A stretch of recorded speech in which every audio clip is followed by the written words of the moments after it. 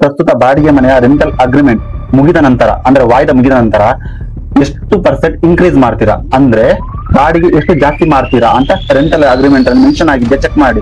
ಒಂದು ವೇಳೆ ಹೆಚ್ಚಾಗಿದ್ರೆ ಅದನ್ನ ಕಮ್ಮಿ ಮಾಡ್ಲಿಕ್ಕೆ ಹೇಳಿ, ಅಥವಾ ಹೊಸ ಅಗ್ರಿಮೆಂಟ್ ನೀವು ಮಾಡಿಸ್ಬೇಕಾಗುತ್ತೆ. ಅದಕ್ಕೆ ಮೊದಲೇ ನೀವು ಮಾತಾಡಿ. ಮನೆ ಖಾಲಿ ಮಾಡುವ ಹಾಗಿದ್ರೆ ಎಷ್ಟು ದಿನ ಮುಂಚೆ ಹೇಳಬೇಕು, ರಿಪೇರ್ ಡ್ಯಾಮೇಜಸ್ ಎಂತಾದಿದ್ರೆ ಅದು ಯಾರ್ದು ಜವಾಬ್ದಾರಿ, ಪೇಂಟ್ ಯಾರ್ದು ಜವಾಬ್ದಾರಿ ಎಲ್ಲ ಕೂಡ ಕೇಳಿ. ಯಾವ್ದನ್ನು ಕೂಡ ಮರೀಲಿಕ್ಕೆ ಹೋಗ್ಬೇಕು. ಹಾಗೆ ರೆಂಟಲ್ ಅಗ್ರಿಮೆಂಟ್ ಅಲ್ಲಿ ಮೆನ್ಷನ್ ಆಗಿದ್ಯಾ ಅಂತಾನು ಕೂಡ ನೋಡಿ. ಮುಖ್ಯ ವಿಷಯ ಅಂತಂದ್ರೆ ರೆಂಟಲ್ ಅಗ್ರಿಮೆಂಟ್ ಗೆ ನೋಟರಿ ಬೇಕಾ ಬೇಡವಾ ಅಂತ ಮೊದಲೇ ಡಿಸೈಡ್ ಮಾಡ್ಕೊಳ್ಳಿ.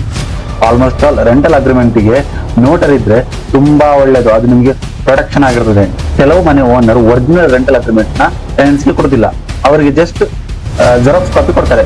ನೀವು ಜೆರಾಕ್ಸ್ ಕಾಪಿಯಲ್ಲೂ ಕೂಡ ನೋಟ್ರಿ ಮಾಡಿಸ್ಕೋಬಹುದು, ಟ್ರೂ ಕಾಪಿ ನೋಟ್ರಿ ಮಾಡಿಸ್ಕೊಳ್ಬಹುದು. ನೆಕ್ಸ್ಟ್ ಎಪಿಸೋಡ್ ನಲ್ಲಿ ಬಾಡಿಗೆ ರೆಂಟಲ್ ಅಗ್ರಿಮೆಂಟ್ ನಲ್ಲಿ ಎಂತೆಲ್ಲ ಹಿಡನ್ ಟ್ರ್ಯಾಪ್ಸ್ ಗಳು ಇರ್ತವೆ ಅಂತ ಫುಲ್ ಎಕ್ಸ್ಪ್ಲೈನ್ ಮಾಡ್ತೀನಿ, ಮಿಸ್ ಮಾಡದೆ ನೋಡಿ.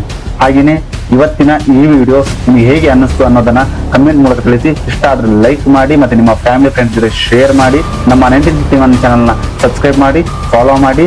ಹಾಗೇನೆ ಕಮೆಂಟ್ ಸೆಕ್ಷನ್ ಅಲ್ಲಿ ನಮ್ಮ ಟೆಲಿಗ್ರಾಮ್ ಚಾನಲ್ ಲಿಂಕ್ ಇದೆ, ಅಲ್ಲಿ ಕೂಡ ಫಾಲೋ ಮಾಡಿ.